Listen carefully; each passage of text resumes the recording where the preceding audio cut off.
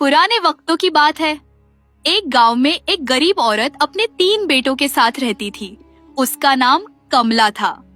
वह सारा दिन दूसरों के घरों में काम करती और सिर्फ 2 वक्त की रोटी ही कमा पाती। अब वह काफी कमजोर हो गई थी, इसीलिए ज्यादा काम नहीं कर सकती थी। एक दिन कमला ने अपने तीनों बेटों मोहन, सोहन और रोहन को बुलाया और बोली, मेरे बेटों, मैं अब बूढ़ी हो चुकी हूँ और ज्यादा काम नहीं कर सकती, और अब तुम तीनों भी बड़े हो चुके हो। मैं चाहती हूँ कि तुम तीनों कोई काम करो और अपने पैरों पर खड़े हो जाओ। लेकिन माँ, हमें तो कोई काम नहीं आता। मैं जानती हूँ, इसलिए तुम लोगों को बाहर जाना होगा, बाहर की दुनिया देखनी होगी और कोई हुनर सीखना होगा। कोई ऐसा पेशा इख्तियार करना होगा जिसमें ज्यादा मुनाफा हो, ताकि तुम एक अच्छी जिंदगी गुजार सको। ठीक है माँ, अगर आपकी यही ख्वाहिश है तो हम तीनों आपकी बात जरूर मानेंगे और कोई हुनर जरूर सीखेंगे।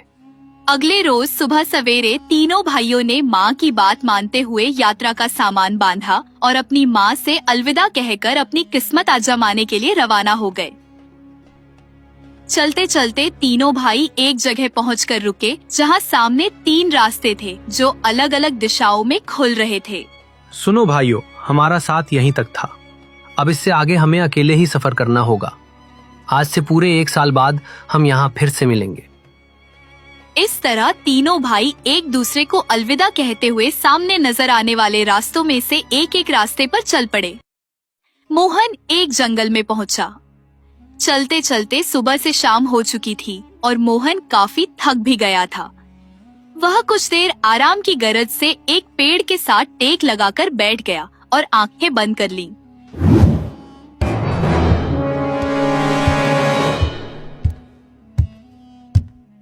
सुनो लड़के, कौन हो तुम और यहाँ इस जंगल में क्या कर रहे हो? मेरा नाम मोहन है और मैं कोई हुनर सीखना चाहता हूँ। अगर ऐसी बात है तो तुम मेरे साथ चलो। मैं तुम्हें लकड़ी काटना और इससे अलग अलग चीजें बनाना सिखाऊंगा, जो तुम्हारे बहुत काम आएगा। उस लकड़हारे ने मोहन को एक प्रस्ताव दिया, जिसे मोहन ने तुरंत स्वीकार कर लिया और लकड़हारे के साथ चला गया और उसके साथ रहने लगा। लकड़हारे ने मोहन को एक नई कला सिखा दी। अब वह तरह तरह की चीजें बनाना सीख चुका था।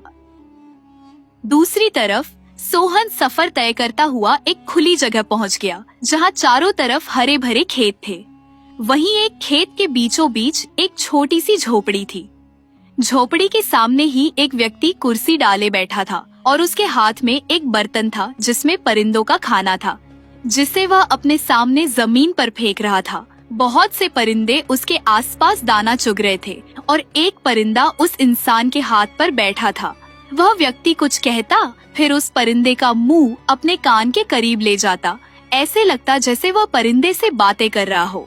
सोहन दिलचस्पी से उसे देख रहा था। फिर वह उस व्यक्ति के पास गया और पूछा, तुम ये क्या कर रहे हो? मैं इनसे बातें कर रहा हूँ, मुझे इनकी जबान आती है।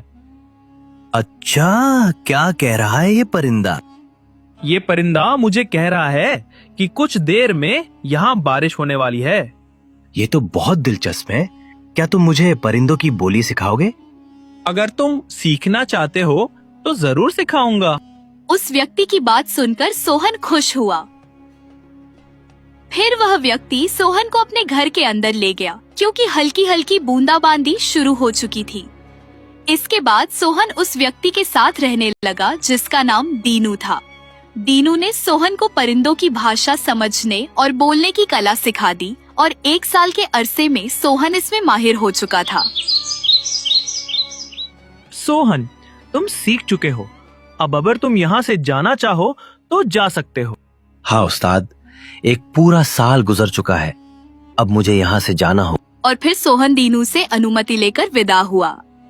इस दौरान तीसरा भाई रोहन एक शिकारी से मिला था, जिसने रोहन को तीरंदाजी का हुनर सिखाया।